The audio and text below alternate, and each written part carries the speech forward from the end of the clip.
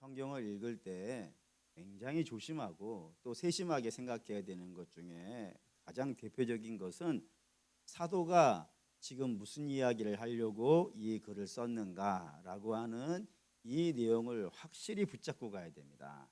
그렇지 않으면은 핵심을 놓치게 되어지고 핵심을 놓치게 되어지면 지엽적인 문제를 잡게 되거나 또는 아예 다른 곳으로 가가지고 엉뚱한 해석을 해버려서 우리의 신앙을 혼잡하게 만드는 그런 일들이 발생이 되거든요. 그렇기 때문에 반드시 성도는 사도가 무슨 이야기를 지금 하려고 하는지 그 포인트를 가지고 성경 한 절 한 절을 읽어가야 된다 이겁니다. 특별히 오늘 본문은 무슨 이야기를 하려고 하느냐면 18절 이야기를 진행하고 있는 중입니다. 18절 한번 다시 볼까요? 읽겠습니다. 자녀들아 우리가 말과 혀로만 사랑하지 말고 행함과 진실함으로 하자. 형제 사랑을 하되 말과 혀로만 하지 말고 행함과 진심함으로 해야 된다 이겁니다. 그러면 당연히 이런 질문이 되는 거예요. 왜 그래야 되는가? 왜 말과 혀로만 하지 말고 행함과 진실함으로 해야 되는가? 라는 질문이 되고 사도는 그 무슨 이야기를 해야겠어요? 형제 사랑하는 것이 얼마나 큰 가치가 있는지 그거를 설명해야 된다 이겁니다. 그래서 우리로 하여금 뭐하게 하려고요? 형제 사랑을 하게 하려고. 잘 따라오고 있는 중이죠? 눈을 크게 뜨시고. 그러니까 형제 사랑을 시키려고 그러는 거예요. 그런데 왜 형제 사랑을 해야 되는가? 라는 질문이 되고 이러한 이유가 있으니까 형제 사랑을 해야 돼 라는 것으로 이 본문을 짜고 있더라 이겁니다. 그러면서 꼭 여러분 형제 사랑을 하세요 라고 하는 결단을 촉구하는 내용입니다. 그러면 이제 당연히 이제 형제 사랑이 얼마나 가치 있는가 라는 것을 물어야겠죠. 그 물은 것에 대해 답이 21절에 22절 보겠습니다. 20절에서 21절 읽을게요. 이는 우리의 마음이 혹 우리를 책망할 일이 있어도 하나님은 우리의 마음보다 크시고 모든 것을 아시기 때문이라. 사랑하는 자들아 만일 우리의 마음이 우리를 책망할 것이 없으면 하나님 앞에서 담대함을 얻고. 이 두 문장인데 여기에서 여러분이 먼저 보셔야 되는 것은 같은 단어가 두 번씩 나오는 거에 있다 이겁니다. 반복되는 단어가 있다고요. 첫 번째는 책망이라는 단어가 눈에 보이셔야 되고 또 다른 것은 주 앞에서 또는 하나님 앞에서. 다른 말 아니죠? 주 앞에서 하나님 앞에서 같은 말이에요. 이 같은 말이 등장하는 이 내용을 여러분이 먼저 마음에 새기고 설교를 들으셔야 됩니다. 사랑하는 여러분, 우리가 성도가요 이 땅을 살 때 가장 복된 순간이 언젠가요? 성도에게 있어서 이 땅에서 누리는 복들이 여러 가지가 있습니다. 그 여러 가지 복 중에서 가장 큰 복이라 그러면 성도에게서 무엇일까요? 그건 뭐겠어요? 우리가 하나님 앞에 있는 거 아니겠습니까? 굉장히 어려운 이야기를 한 것이 아닌데 앞에 말씀드렸어요. 성도에게 있어서 가장 영광스러운 순간은 하나님 앞에 서는 시간입니다. 그래서 뭐가 하나님 앞에 서 있는 시간이냐면 대표적인 예로요 예배 드리는 것이 복 아니겠습니까? 또한 기도하는 것이요 복 아니겠어요? 하나님 말씀 앞으로 나가는 것이요 이런 게 다 하나하나가 다 복 아니겠습니까? 그런데 문제는 하나님 앞에 섰을 때에 우리에게 나타나는 상황이 두 가지 상황이 항상 있는 거예요. 두 가지 상황 중에 첫 번째 상황은 책망할 것이 있는 상태가 있을 수 있고 또 한편으로는 책망할 것이요 없는 상태가 있을 수 있잖아요. 이거 두 개 외에 다른 게 있을까요? 우리 하나님 앞에 섰을 때 책망할 것이 있든지 책망할 것이 없든지 이 두 가지 상태로 항상 하나님 앞에 서게 되어져요. 근데 이 두 개의 상태 중에서 어느 것이 더 위험할까요? 어느 것이 덜 위험할까요? 책망할 것이 없는 상태? 아니면 책망할 것이 있는 상태? 어느 것이 심각할까요? 이 두 가지가 다 심각하다 이겁니다. 왜냐하면 책망할 것이 있는 상태가 되어지면 어떤 일이 벌어지냐면 아담과 같은 상태가 되어져요. 봅시다. 창세기 3장 8절.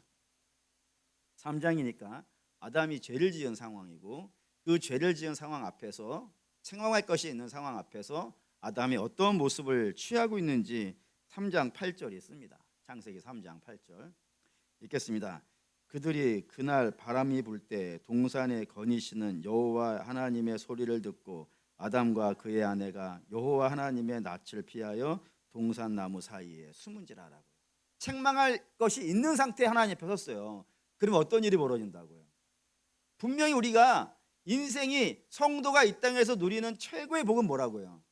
하나님 앞에 서는 거라 그랬어요. 그러면 최고의 복을 누리는 순간 아니겠습니까? 그 최고의 복을 누리는 순간에 아담과 하와는 뭐하고 있다고요? 하나님을 숨어버리더라 이겁니다. 두려워서, 하나님께 책망받을 것이 두려워서 숨어버리는 상태가 되어진다 이겁니다.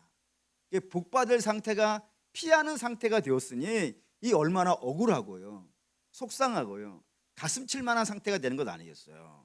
그러니 성도는 책망할 것이 있는 상태가 되면 되겠어요, 안 되겠어요? 안 되겠죠? 맞잖아요. 할렐루야. 성도는 책망할 것이 있으면 하나님을 피한다니까요. 그러면 당연히 책망할 것이 없는 상태가 되어야 마땅한데 문제는 그게 되겠냐 이겁니다. 책망할 상태가 없는 상태가 있을 수 있겠냐고요. 우리는 다 알다시피 죄 없는 사람이 아닙니다. 단지 우리는 죄와 사단에서 풀려난 상태예요. 풀려난 상태 자체가 완벽한 상태가 아니라 이제부터는 어디를 향해 가야 되는 거예요? 그리스도의 장성한 분량까지 가야 되는 거 아니겠어요? 우리가 노력해서 거룩해졌다면 구원받는 상태에서부터가 훌륭한 상태 아니겠어요? 그런데 우리의 노력과 열심과 의에 의해서 구원받은 것이 아니라 전적으로 예수 그리스도로 말미암아 구원받았으니 그 구원받은 우리의 상태는 처음에 어떤 모습이겠냔 말이에요. 시원찮은 상태가 되지 않겠어요. 거기에서부터 이제 성령과 동행하면서 한 걸음 한 걸음 가는 상태일 수밖에 없단 말입니다. 그러니 우리는 죄에서 벗어난 상태지만 완벽한 상태가 아니니까 책망할 것이 없을 수가요 없는 거예요. 간혹은 이런 일도 있어요. 1년 내내 잘해오다가 한순간에 그것도 별것도 아닌 문제를 가지고 팍 폭발해가지고 그동안 쌓았던 믿음의 공로를요 자기 손으로 다 허물어버리는 그런 일도 우리에게 종종 있다 이겁니다. 그러니 책망할 것이 있으면 주 앞에서 피하는 상태가 되고 책망할 것이 없어야 마땅할 텐데 책망할 것이 없는 상태로 우리가 하나님 앞에 있을 수가 없으니 이게 참 곤란한 상태인 거 아니겠어요? 그러니 문제가 되는 것이고, 두 번째, 책망할 것이 없는 상태 자체도 문제가 된다 이겁니다. 왜냐하면은 우리는 잘 아시겠지만 아직은 죄인이기 때문에 그렇습니다. 죄가 완전히 끝난 문제가 아니라고요. 그렇기 때문에 책망할 것이 만약에 하나 없게 되어진다면은 어떤 문제가 발생되겠어요? 자기를 자랑한단 말이에요. 자기의 의를 드러낸다고요. 내가 훌륭한 사람이야. 나만큼 하면 문제될 거 없어. 바리새인과 세리 이야기 보면 당연히 나오는 것 아니겠어요? 분명히 세리보다는 바리새인이 나아요. 그 왜 안 낫겠어요? 근데 그 나은 걸 가지고 뭐를 하더라? 자기를 자랑하고 남을 조롱하더라는 거 아니겠어요? 그런 모습이 되어진다 겁니다. 근데 문제는 우리가 가지고 있는 의를 가지고 하나님 앞에서 이 정도면 완벽하지 않아요? 라고 말할 수 있는 인생이 있겠습니까? 없겠습니까? 봅시다. 로마서 3장 27절 28절. 로마서 3장 27절 28절 읽겠습니다. 그런즉 자랑할 때가 있느냐? 있을 수 없느니라. 무슨 법으로냐? 행위로냐? 아니라 오직 믿음의 법이니라. 그러므로 사람이 의롭다 하심을 얻는 것은 율법의 행위에 있지 않고 믿음으로 되는 줄 우리가 인정하노라라고요. 누가 하나님 앞에서 자랑할 것이 있겠는가?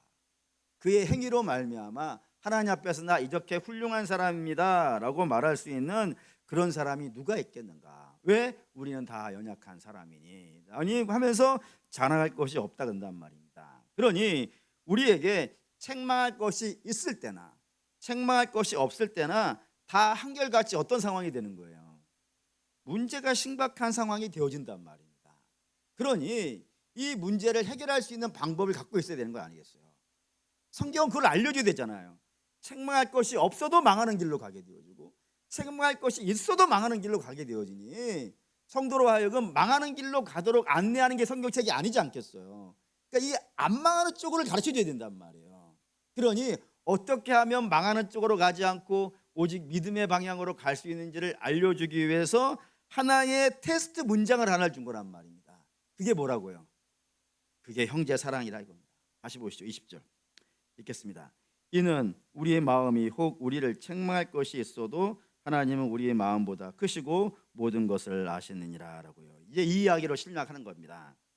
우리에게 책망할 것이 있어요. 그 책망할 것이 있다는 걸 누가 아는 거예요 지금? 우리에게 책망할 것이 있다라고 했어요. 그러면 누가 아는 겁니까?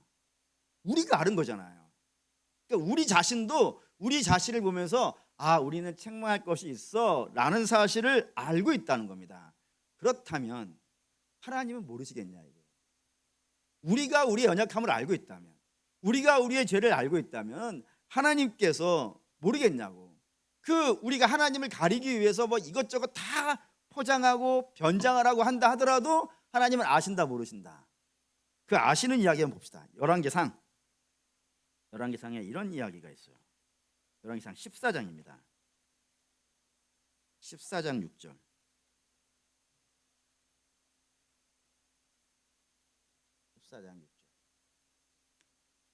열왕기상 14장 6절 읽겠습니다.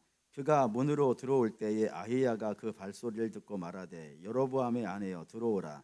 내가 어찌하여 다른 사람인지 아느냐. 내가 명령을 받아 흉한 일을 내게 전하리니. 이 이야기가 있는데 이게 뭔 말이냐면 여로보암이라는 사람이 왕이 됐어요. 그가 왕이 된 것은 그가 왕족이었기 때문이 아니라 솔로몬이 실정을 하였고 하나님께서 그 실정을 책망하시다가 끝까지 솔로몬이 회개하지 않으니까 그의 나라를 뺏어가지고 여로보암에게 줬단 말입니다. 그러면 그렇게 하나님의 은혜로 받았으니까 여로보암이라는 사람은 나라를 어떻게 다스려야겠어요? 믿음으로, 말씀으로, 주의 뜻에 따라서 그렇게 다스려야 마땅한데 그렇게 했다 안 했다? 안 했다. 우리 보다시피 금송아지 짚고 막 그러잖아요. 그래서 하나님이 책망하시려고 그 아들에게 벌을 내리셨어요. 그 벌을 내리자 이 여로보암이 다른 방식으로는 이 문제가 어떻게 일어난지 모르겠으니 이걸 하나님께 가서 좀 물어봐야겠는데 문제는 내 상태가 어떤 상태예요? 하나님 부끄러운 상태라고요. 책망할 것이 있는 상태라고요.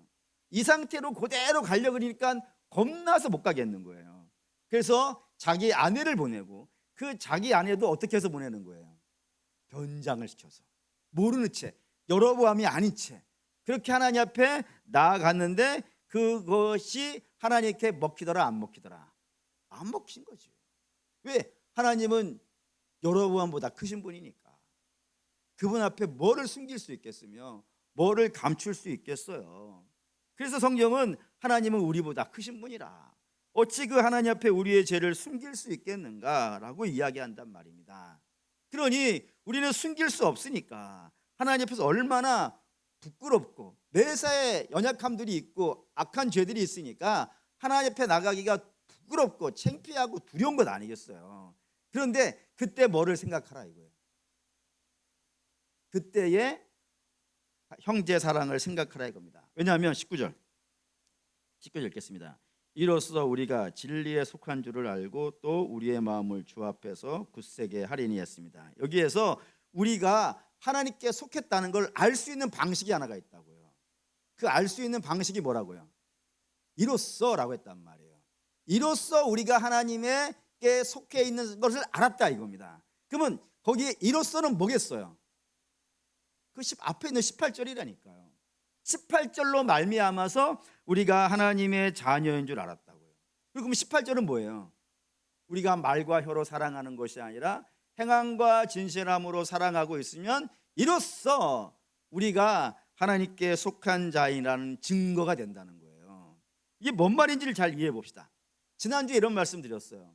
우리에게는 좋아함이라는 게 있고 사랑함이라는 게 있다고 했어요. 좋아함은 본능적으로 그냥 막 좋아하는 거예요. 그냥 아무런 생각 없이 본능적으로 막 좋아하는 것, 그런 것이 좋아함이라면 성경이 말하는 사랑함이라는 것은 무조건이 아니라 그랬어요.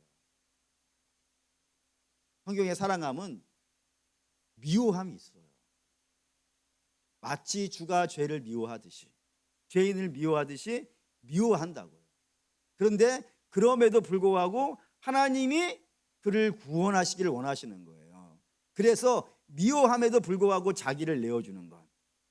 그 하나님을 사랑하는 마음으로 주의 말씀에 순종하여서 그를 사랑하는 것을 사랑함이라 그런다고요. 그래서 사랑하면 이런 게 들어가요. 오래 참음, 인내, 이런 게 좋아서 하는 게 아니잖아요. 힘들고 어렵고 짜증나게 하는 문제라고요. 그런데도 불구하고 주가 사랑하라는 그 명령에 순종하기 위해서 사랑하는 형태를 띠고 있더라 이겁니다. 그런데 문제는 그렇게 사랑하는 것은 우리의 사랑하는, 우리가 일반적으로 말하는 사랑의 방식하고는 어때요? 다르잖아요. 우리는 좋은 사람을 사랑한다니까요. 근데 성경은, 하나님은 좋아하는 사람만 사랑하지 말고 내가 너에게 사랑하라 한 사람을 사랑하라는 걸 아니겠어요? 그런 이걸 우리의 힘으로 감당이 되겠습니까? 안 되겠습니까? 안 되지. 안 되는 거 아니에요. 그럼 이게 되려고 하면 어떤 일이 벌어져야겠어요? 우리 안에 성령께서 임하셔야 되는 것 아니겠어요? 맞지 않습니까? 근데 성령께서 임하시려면 그냥 임하실 수 있습니까? 그 앞에 선행되어야 되는 사건이 하나가 있잖아요. 그거 무엇이 선행되어져야 돼요? 예, 그리스도의 피로 말미암아 우리가 죄사함을 받고 거듭나는 역사가 있어야 돼요. 그러면 그렇게 죄사함 받고 거듭나는 역사가 있으면 그제서야 성령께서 어떻게 하실 수 있는 거예요? 우리 안에 들어와 내주할 수 있게 되어져요. 내주할 수 있게 되어지면 세 가지가 일어난다고 되어 있습니다. 첫째, 우리의 연약함을 보시고 성령께서 뭐 하시는 거예요? 말할 수 없는 탄식으로 기도하시지. 그 기도를 성부 하나님께서 들어 응답하시지 않겠어요? 첫 번째 상황이고, 두 번째는 죄와 심판과 의가 무엇인지 친히 성령께서 가르쳐 주신다 그랬어요. 뭐를 하나님이 싫어하시는지, 뭐를 하나님이 기뻐하시는지, 하나님이 싫어하는 것에서 하나님께서 어떻게 하실지, 하나님이 좋아하시는 걸 행하는 자에게 어떻게 하실지, 이런 것들 하나하나를 성령께서 친히 가르쳐 주신다 이겁니다. 두 번째고요. 세 번째는 우리 안에서 역사하셔서 우리로 하여금 의의 길을요 가게 하신다니까. 이런 세 가지 역사로 말미암아 우리가 믿음의 길을 가게 되어져 있다 이겁니다. 그렇기 때문에 그런 성령께서 우리 안에 역사하시기 때문에 우리가 뭐를 할 수 있는 거예요? 형제 사랑을 할 수 있는 거란 말이에요. 여기까지 해서 아멘. 네. 진짜 아멘 된 거죠. 저 혼자 얘기하고 있는 거 아니죠 지금? 반드시 아멘 돼야 돼요. 그러니까 성령께서 역사하셔야 비로소 우리가 형제를 사랑할 수 있게 되어지는데, 비록 지금은 연약하고 책망할 것이 있는 우리이지만 그럼에도 불구하고 우리 안에 성령께서 임하시고 있기 때문에 형제 사랑이라는 것을 한토록이라도 해나갈 수 있단 말이에요. 그러니 그런 형제 사랑을 하고 있다면 우리 안에 뭐가 있는 거예요? 성령께서 있는 것이고, 성령께서 있으시다는 건 그리스도의 보혈로 구원받았다는 사실 아니겠냔 말이에요. 이렇게 연결되고 있단 말입니다. 그럼 답 나온 거예요. 우리에게 아들과 딸이 있어요. 근데 그 아들과 딸이 혹시 실수하고 잘못했다고 해가지고 여러분들이 호적을 파십니까? 말은 하지, 파겠다고. 하지만 판 적이 없잖아요 지금까지. 우리 같은 자도 파지 않는다고요. 하물며 크신 하나님께서 당신의 자녀로 택한 자라고요. 택하여서 그리스도의 보혈로 죄 씻고, 그리고 그 안에서 성령의 역사하심으로 말미암아 누군가를 섬기고 사랑하고 있단 말이에요. 그런 자를 하나님께서 모른다 하시겠는가? 그러니 두려워하지 말라. 하나님의 자녀된 자들아, 너희가 하나님의 사랑을 하고 있다면은 너희는 지금 비록 연약한 자이긴 하지만 성령께서 역사하시는 자녀이니 혹시 부족한 것이 있다 하더라도 하나님 앞에 두려워하지 말라라고 하는 겁니다. 물론 이걸 잘못 이해하시는 않았으면 좋겠어요. 그럼 하나님은 죄 없다 그러시는 분인가? 그렇지 않습니다. 잘못한 것은 꾸짖습니다. 책망도 하십니다. 근데 그것은 우리를 고쳐내시기 위한 책망이지 사망과 멸망으로 몰아넣으려는 책망이 아니지 않겠어요.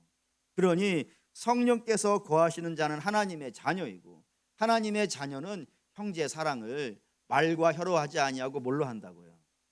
행함과 진실함으로 한다. 그것이 너희가 하나님의 자녀인 증거이니, 그 증거가 있으니 그 증거 때문에 하나님 두려워하지 말고 하나님 앞에 나가서 은혜를 구하라 라는 것으로 이야기를 전개한 것이 첫 번째 내용이었습니다. 두 번째는 책망할 것이 있는 상태가 없는 상태가 있을 수 있어요. 이 역시 위험하다고 말씀을 드렸습니다. 왜? 자칫 잘못하면은 누구를 드러내니까요. 자기 자신을 드러내게 되니까. 책망할 것이 없을 때는 어쩌면 더 위험할 수 있어요. 바리새인이 대표적인 것이라고 말씀을 드렸습니다. 그럴 때 잘못한 것이 우리가 없을 때, 책망할 것이 없을 때 자칫 잘못하여 우리의 의가 튀어나오지 않도록 요거를 단속을 해야 되지 않겠어요? 겸손한 상태로 단속해 놔야 되지 않겠어요? 그때 그 겸손한 상태로 묶어 놓을 수 있는 게 뭐라고요? 그게 또 역시 형제 사랑이라는 겁니다. 21절 보시죠. 21절 읽겠습니다.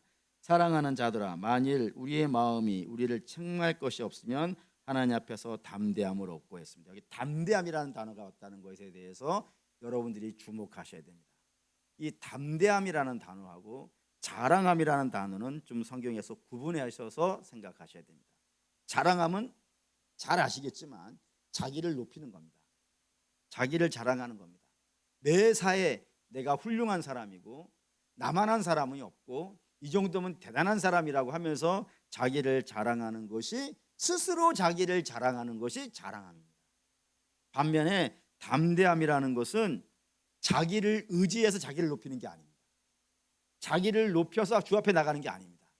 담대함이라는 것은 성경에 어떤 식으로 쓰이냐면 나 말고 다른 거를 의지하는 거예요. 근데 뭐를 의지하겠어요, 여러분? 하나님의 은혜를 의지하는 겁니다.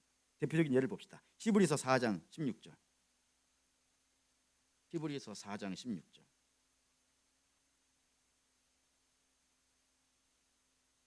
히브리서 4장 16절. 355페이지 히브리서 3장 16절 읽겠습니다.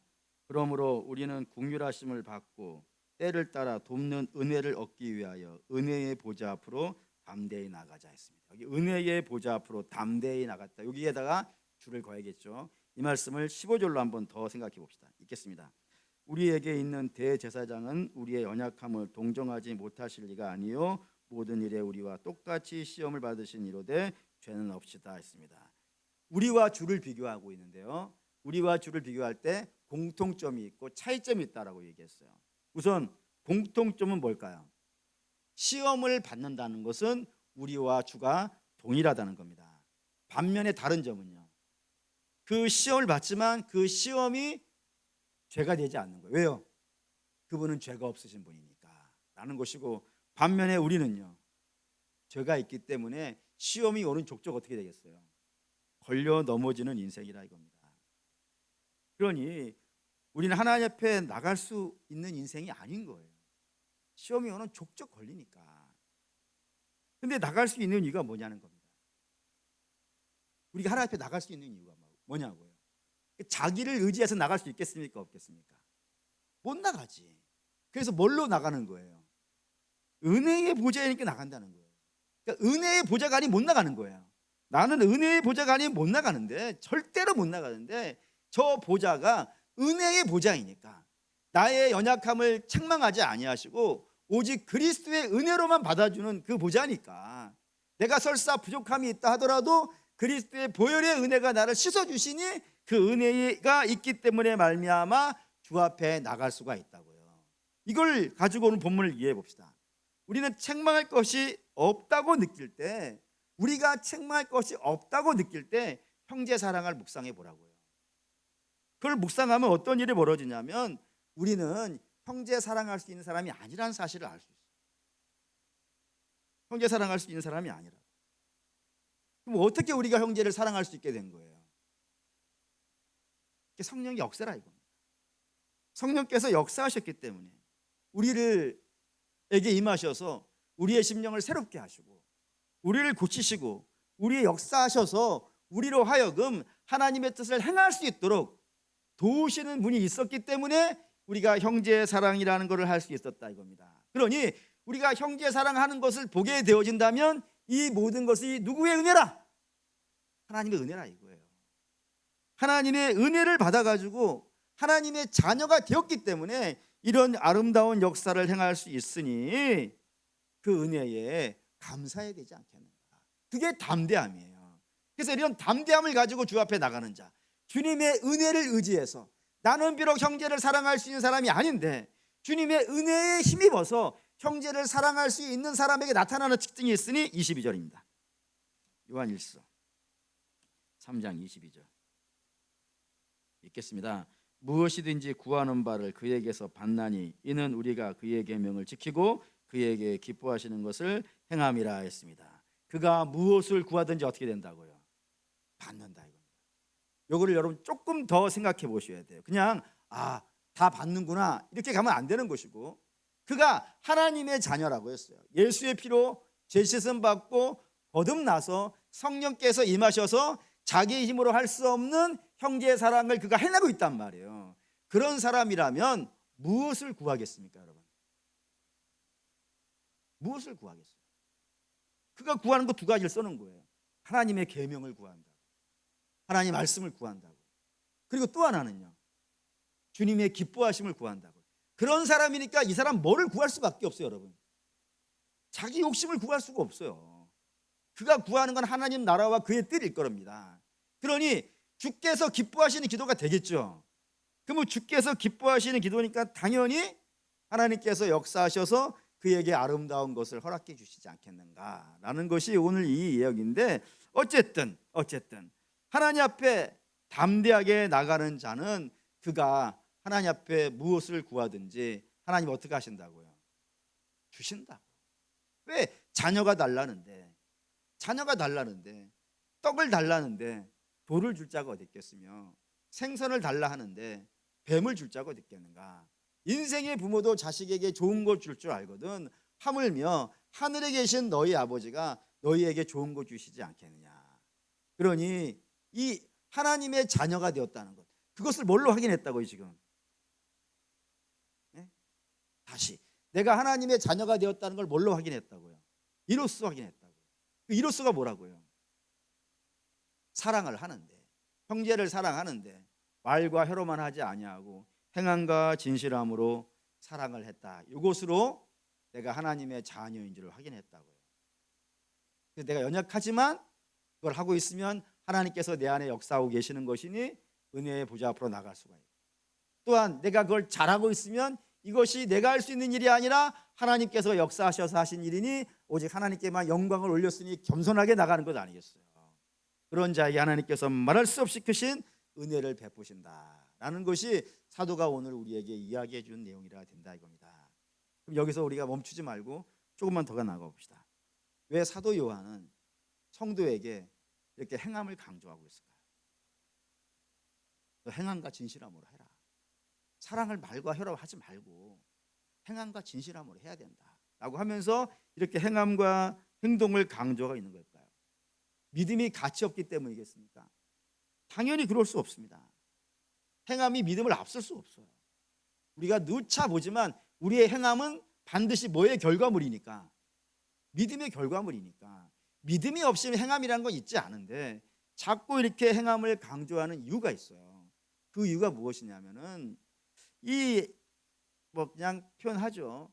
죄가 나타내는 특징 중에 하나가 뭐냐면 모든 것을 다 오염시켜버려요. 모든 것을 다 오염시켜요. 그 중에 하나 오염시킬 수 있는 것 중에 좀 조심스럽긴 하지만 간혹은 믿음도 오염시키는 경우들이 있어요. 그래서 어떻게 오염시키냐면은 내가 죄를 졌어요. 그러면은 그 죄를 말로 퉁치려고 하는 경향들이 있다 이거. 어떻게 해요? 나 회개했어. 그걸 퉁치고 나가서 또 뭐 하는 거예요? 죄를 짓는 거예요. 그런 것들이 요즘 우리가 TV에서 간혹 보면 좋지 않은 기독교인들의 모델로 막 등장하잖아요. 그러니까 말로 퉁치는 거예요.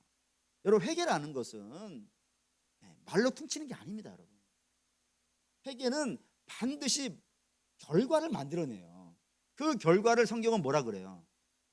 열매라 그런다니까. 우리가 제대로 회개가 되어졌다면은 반드시 우리의 삶에는 뭐가 나와 있어야겠어요? 회개의 열매가 나와 있어야 돼요. 그게 많고 적은 거는 일단 다음 문제로 치더라 하더라도 일단은 회개가 되어졌으면 그 회개의 열매가 나와 있어야 되는 것이고, 그 열매라는 건 전부 다 눈에 보이는 것들이라고요. 눈에 보이는 것도 나타난다고요. 그 믿음이 안에서 역사하면 반드시 눈에 보이는 결과물들이 등장하게 되어지는데, 이 요한 시대의 사람들은 그런 것이 없이 그냥 다 말로 퉁치고 있는 거예요. 지금 회개도 말로 퉁치고 있고, 뭐든지 신앙이라는 걸 전부 다 말로 퉁치고 나는 했다라 그러고, 하나님 나를 용서하셨다 그러고, 아니 용서하셨으면 용서한 결과들이 있어야 될 텐데 그런 것들을 하나도 없고 그냥 다 말로만 퉁치고 그냥 말아버리는 그런 시대가 되었단 말입니다. 그러니 그런 것은 회개가 아니다. 회개했으면 회개의 열매가 있어야 되고, 믿음이 있으면 믿음의 결과물이 있어야 되는 게 마땅하지 않겠냐. 근데 왜 그러느냐 라는 것을 책망하기 위해서 이 말씀을 갖고 오면서 자꾸 우리 성도에게 행함을 이야기하는 것으로 이 요한일서가 쓰여져 있습니다. 서로 사랑하는 믿음의 성도 여러분, 우리는 당연히 오해하지 말아야죠. 오해해서 행함이 전부야 이렇게 가면 안 됩니다. 항상 행함이라는 건 뭐의 결과물이라고요? 믿음의 결과물이에요. 회개가 있으면 회개의 결과물이 있어요. 그냥 말로 퉁치는 게 아니라 이겁니다. 반드시 그 결과물이 있어야 되니, 사랑하는 여러분, 오늘 성경은 뭐 종이 위에다가 글을 쓴 거기 때문에 모든 걸 다 써놓을 수는 없어요. 근데 오늘 사도 요한은 뭘 갖고 설명했다고요? 형제의 사랑을 갖고 설명했고, 형제의 사랑은 우리가 베드로전서에서 봤지만 믿음이 시작되어지면 믿음의 결과물로 맨 마지막에 나오는 게 뭐라고요? 사랑이고, 그 사랑 앞에 등장하는 게 뭐였어요? 형제 우애라고 나왔어요. 그러니까 믿음의 결과물로 등장하는 것들이에요. 그러니 사랑하는 여러분, 우리는 형제 사랑이라는 요 범위 내에 딱 머물지 마시고, 우리에게 정말 성령의 열매가 있는지, 회개에 합당한 열매가 있는지 잘 점검해 오시고, 그것이 있다면은 사랑하는 여러분, 조금 우리가 연약함이 있다 하더라도 우리 주께서 우리를 긍휼히 여겨주실 줄 믿습니다. 그 앞에 나가셔서 은혜를 구하십시오.